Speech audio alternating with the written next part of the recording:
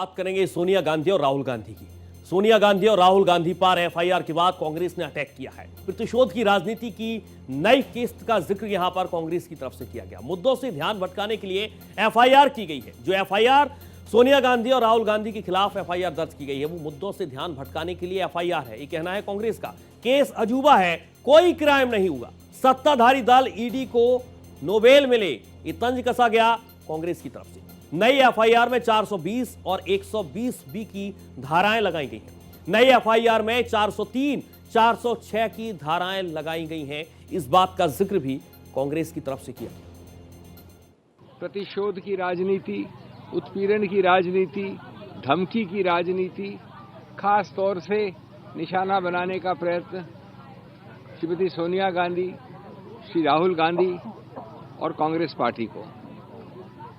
हम सब जानते हैं कि अर्थव्यवस्था के मुद्दे, बेरोजगारी के मुद्दे, विघटन के मुद्दे, विदेश नीति के मुद्दे, अमेरिका से लेके चीन से लेके बांग्लादेश के मुद्दे इत्यादि इत्यादि, अगर आपको यहाँ से नजर हटानी है, डाइवर्ट करनी है, तो ये इस प्रकार के उत्पीड़न, प्रतिशोध के मुद्दे आपको उठाने पड़ते रहेंगे।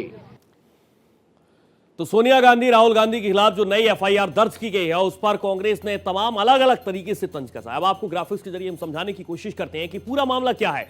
क्या सोनिया गांधी और राहुल गांधी जेल जाएंगे, बेहद महत्वपूर्ण सवाल है। और एफआईआर में कौन कौन सी धारा है इसे आपको हम समझाते हैं। 420 यानी कि धोखाधड़ी की धारा होती है जो इस एफआईआर में दर्ज की गई। 120 भी आपराधिक साजिश रची गई। अगर आपराधिक साजिश आपने रची है तो इसके लिए धारा आपके ऊपर लगती है।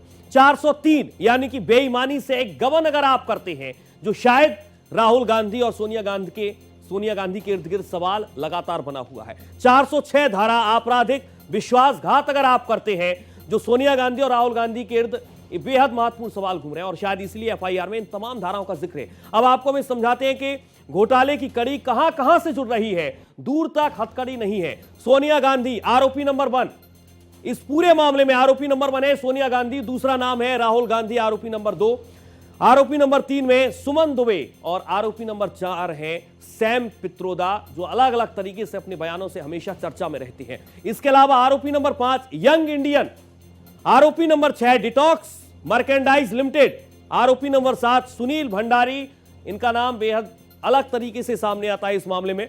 आरोपी नंबर 8 एजेएल, और ये अलग अलग तरीके से आप समझिए कि कैसे इस घोटाले की कड़ी जुड़ रही है। नेशनल हेराल्ड एक पूरा केस है जिसको लेकर लगातार सोनिया गांधी, राहुल गांधी को लेकर सवाल उठते रहे हैं। Herald case, Gandhi family park, शिकंजा कसा और एफआईआर में किसके नाम है, एफआईआर में किन कंपनियों के नाम है, इसे भी आप समझिए। एसोसिएटेड जर्नल्स लिमिटेड पहला नाम, दूसरा नाम है यंग इंडियन कंपनी और तीसरा नाम है डिटॉक्स मर्चेंडाइज प्राइवेट लिमिटेड। ये 3 बेहद महत्वपूर्ण कंपनियां हैं।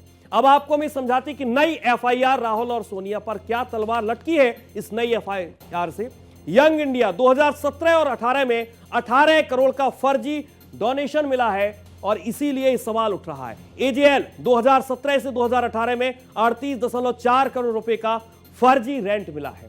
इसके अलावा डिटॉक्स लिमिटेड, ये तीसरी कंपनी है, यंग इंडिया को दिए 1 करोड़ रुपए और इसीलिए तमाम सवाल उठ रहे हैं। एफआईआर में क्या क्या आरोप लगाए गए हैं। नई एफआईआर में कांग्रेस को 50 लाख देकर एजेएल पर नियंत्रण रखा गया। कुल संपत्ति करीब 2000 करोड़ रुपए सामने आ रही है। कोलकाता की शेल कंपनी होने का शक है और ये अलग अलग तरीके के जो आरोप हैं इसी को लेकर नई एफआईआर में जिक्र हो रहा है राहुल गांधी और सोनिया गांधी का। और एफआईआर में ये तमाम अलग अलग आरोप है। पहला आरोप है कांग्रेस को 50 लाख देकर एजेएल पर नियंत्रण रखा गया। कुल संपत्ति करीब 2000 करोड़ है। आप सोचिए, अंदाजा लगाइए, 2000 करोड़। कोलकाता की शेल कंपनी होने का भी शक है और इसीलिए इस एफआईआर में यह अलग अलग तरीके के आरोप सामने आ रहे हैं। तो ये तमाम बेहद महत्वपूर्ण आरोप हैं जो सोनिया गांधी और राहुल गांधी पर क्या नई एफआईआर से अब तलवार लटकी हुई है।